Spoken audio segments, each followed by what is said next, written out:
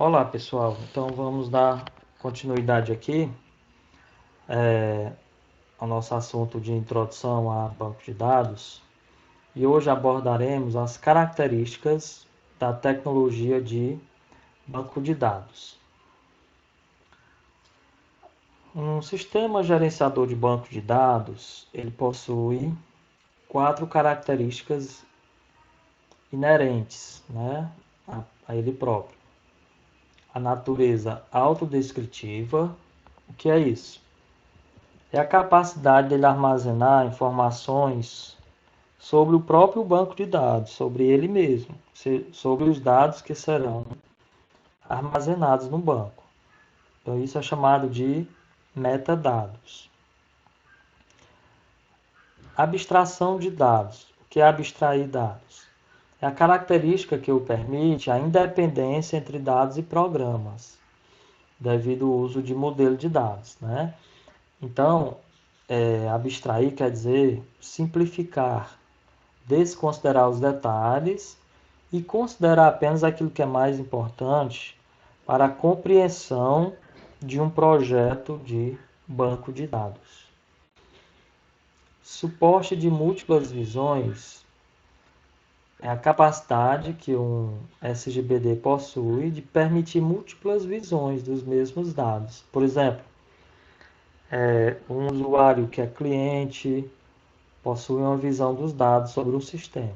Um usuário gerente já possui uma outra visão do mesmo sistema. Um usuário vendedor, um usuário secretário e assim por diante. Todos possuem uma visão específica, um perfil, né, no sistema, mas é o mesmo sistema. Então isso é múltiplas visões. Bom, e a quarta e última característica é independência entre programas e dados. Ou seja, existem dois sistemas.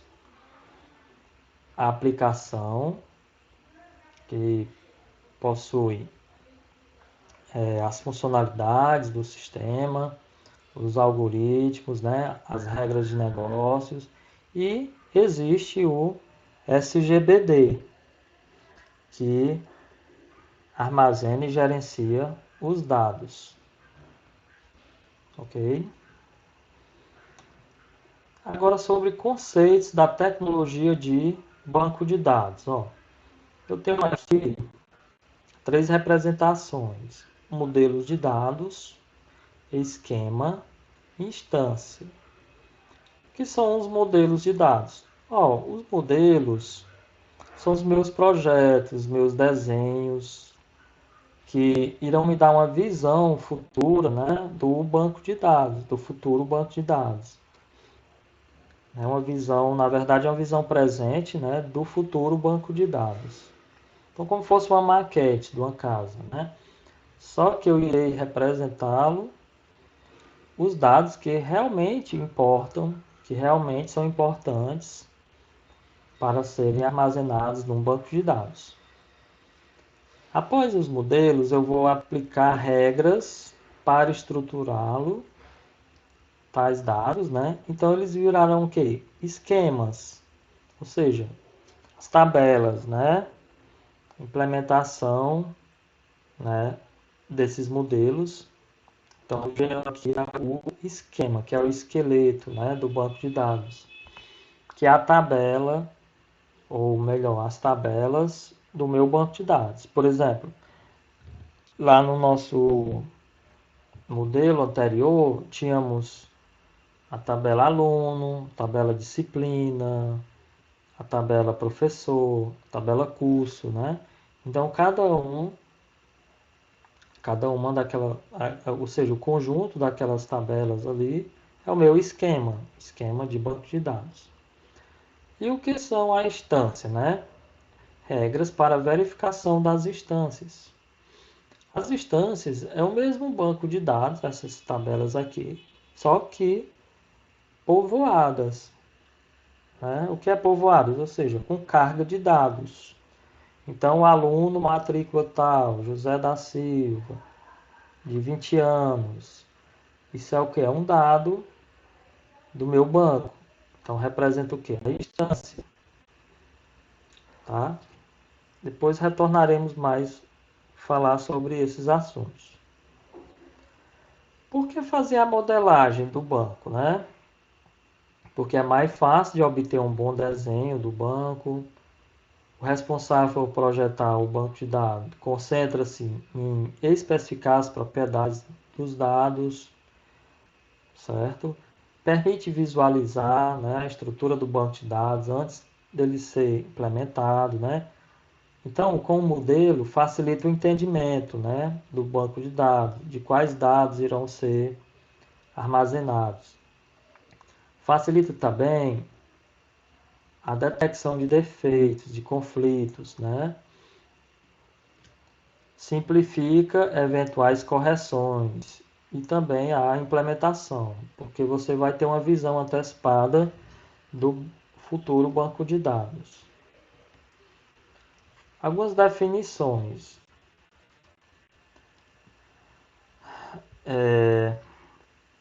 Então vamos lá. Definições aqui. A representação abstrata e simplificada de um sistema real com o qual se pode explicar ou testar o seu comportamento em todo ou em parte. O que é isso? É um modelo. Por exemplo, imagine uma maquete, uma ponte, né? Ou de uma casa. Você ali está antecipando o que será aquela futura casa construída, aquela futura ponte construída. Então, lhe dá uma visão simplificada, né, daquilo que vai ser feito. Então, os modelos eles servem justamente para isso. Há, na questão dos bancos de dados, também o relacionamento desses dados entre si, as restrições de consistência e integridade, tá? A gente vai ver mais adiante, que são. E a maneira de permitir, né, a compreensão da estrutura dos dados armazenados e a sua manipulação. Bom, então, se falando de modelos, temos aqui três tipos. Os modelos conceituais, modelos representacionais, também chamados de lógicos, e os modelos físicos de dados. Os conceituais descrevem a estrutura de um banco de dados de uma forma mais próxima da percepção dos usuários. Então, independente de aspectos de implementação. Ó, nesse momento, no modelo aqui conceitual, né, o projetista ele não se preocupa como será implementado. Então, é independente de aspecto de implementação. Então, conceitos como entidades, atributos, relacionamentos, né, são levados em consideração. O modelo mais utilizado nos bancos de dados relacionais ainda é o modelo chamado de MER, modelo, entidade e relacionamento.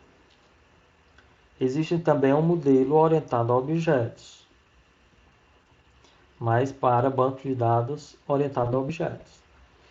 No nosso caso aqui, vamos, né, trabalhar mais com o modelo entidade e relacionamento, que são os bancos de dados relacionais que ainda persistem, né, a sua grande maioria, nas empresas. Bom, então temos aqui um exemplo de um modelo entidade relacionamento. Por exemplo, tenho aqui cliente possui uma conta, certo? Então, como eu represento nesse modelo? Eu tenho aqui o cliente, que eu chamo de entidade. Tenho aqui dados sobre o cliente, como por exemplo, telefone, endereço, RG, nome. Tenho aqui a conta, tem saldo e código, ou seja, atributos, informações, né, da minha conta. E temos relacionamento possui, que tem também um atributo, que é o atributo data. Ó, veja só. A data é a data de abertura da conta, mas ela é um atributo importante tanto para a conta como também do cliente, para o cliente, porque é a data que o cliente abriu tal conta. Por isso que ela fica no meio aqui, tá? Mas iremos especificar melhor no próximo capítulo, tá? Aqui é mais para vocês terem uma ideia inicial do que é um modelo entidade-relacionamento. Os modelos lógicos, né? Eles descrevem a estrutura de um banco de dados, como será manipulado no banco, tá? Então, já nesse caso aqui, eles dependem, né, das estruturas físicas de armazenamento, certo? Então, como será representado? O modelo que nós vamos utilizar aqui é o modelo relacional, que é um modelo baseado em tabela dos bancos de dados relacionais. Mas existe também um modelo de rede, chamado de Codacil, e o modelo hierárquico. Esses dois últimos, pouquíssimos utilizados, praticamente não utilizados no mercado de trabalho. Então, o modelo relacional é um modelo baseado em tabelas. Temos aqui a tabela aluno, com dados do aluno, como por exemplo nome, cidade, rua, né, disciplina, né? Temos aqui informações sobre a disciplina, que são os atributos, código, nome, crédito, né? Então, é um modelo relacional, modelo baseado em tabelas. O modelo de rede, né, ele possuía aqui, ó, uma linha, como fosse uma linha de uma tabela para cada registro, certo? E ele se conectava com códigos, né? E ocupando aqui duas células. Foi chamado de modelo de rede, né? Codacil. O modelo hierárquico é semelhante ao modelo de rede, só que ele organizava-se, né, em forma de registro, em árvores, né, na verdade. E os modelos físicos descrevem como os dados são fisicamente armazenados. Por exemplo, o formato dos registros, ordenamento, caminho de acesso, indexação, ou seja, como esses dados são armazenados, então, modelo físico. Isso depende substancialmente, absolutamente, do SGBD a ser usado. Ok? Bom, então com isso a gente encerra, né, mais uma aula. Na próxima, iremos dar continuidade com algumas outras definições importantes sobre banco de dados relacionais.